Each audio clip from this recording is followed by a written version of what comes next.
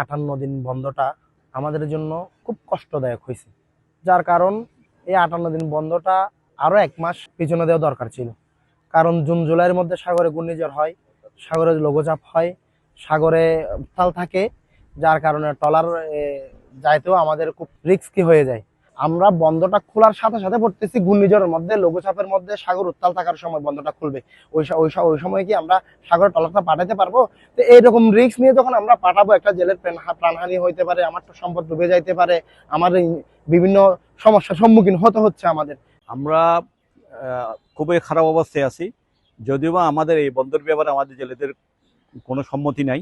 আমরা কক্সবাজারে 2 লক্ষ পরিবার, 2 লক্ষ জেলে এবং 2 লক্ষ জেলে মানে 2 লক্ষ পরিবার আমরা এই ব্যবসার সাথে সংশ্লিষ্টতা আছে আমাদের। কিছুদিন সাগরে জেলেফিশের আক্রান্তর কারণে আমরা মাছ ধরতে পারিনি। তাছাড়া তেলের উপরতলতা এবং জলদস্যুদের উৎপাত, এই 3 কারণে আমাদের সাগরে আমাদের এক প্রকার মাছ ধরতে পারেনি। এবং আর তাছাড়া আমাদের যে সাগরের যে মুভিং মাছগুলো আছে, চিংড়ি, তারপরে আপনার কামিলা, বিভিন্ন ক্যাটফিশের, এইটা হলো পরামর্শ।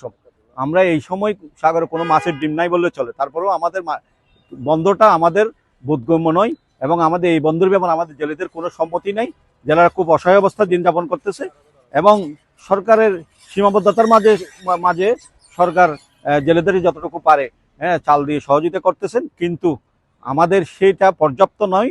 আমরা চাই আগামীতে বন্ধটা আমাদের জেলেদের সাথে আলাপ আলোচনার মাধ্যমে আমাদের যে অতীতে দাবি ছিল 1 জুন থেকে বন্ধটা কার্যকরী করার জন্য 40 দিনের জন্য, আমরা সেই দাবিটাই আমরা আবার পুনরায় সরকারের কাছে উপস্থাপন করতেছি। Lily ultra soft serum gel, যা গভীর থেকে স্কিনে দেয় 3 গুণ সিরাম হাইড্রেশন। সিরাম জেল হাইড্রেশনে ব্রাইট থাকো সব সিজনে।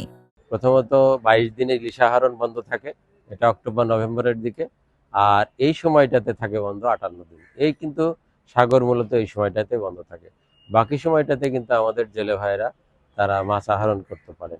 তো আমরা চাই যে তারা আইন মানুক, আইন মেনে মাছ ধরুক। এবং আমরা এই সময়টাতে লক্ষ্য করেছি যে বিভিন্ন বড় জাতের যে মাছগুলো রয়েছে, গুরুত্বপূর্ণ প্রজাতি, তারা এই সময়টাতে কিন্তু প্রজনন করে। বিশেষ করে আপনি যদি বলি ভেটকি বা কোরাল, যেটা আপনারা বলেন, তাইলা, তারপরে লাক্ষা, ছুরি, এই ধরনের যে বড় বড় মাছগুলো আছে, এরা কিন্তু এই সময় প্রজনন করে।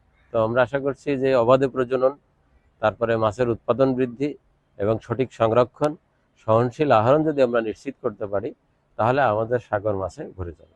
কিছুদিন আগে সাগরে যাইতারি না তেলের কারণে, যে জায়গাতে আমার তেল পাই না সাগরে যাইতারি না। যেখানে যাবো আমরা মনে করেন 10 দিন থাকুন, ওইখানে 5 দিন থেকে আয়া বসি তেলের অভাবে। আমি 5 লাখ টাকা গুণাগাড়ি দিয়ে আইছি। আমার তো এটি দিবে সাগরে মনে করেন 20 ফিট জাল লেগে গেছে, এইখানেও 5 লাখ গেছে গিয়ে। যদি আমাদেরকে আর সরকার যদি আরেকটা মাস যদি টাইম দিত, আমাদের জেলেরা যেটুকুলো জেলেরা আছে সবার উপকৃত হতো, সবাই আমরা বাঁচতাম।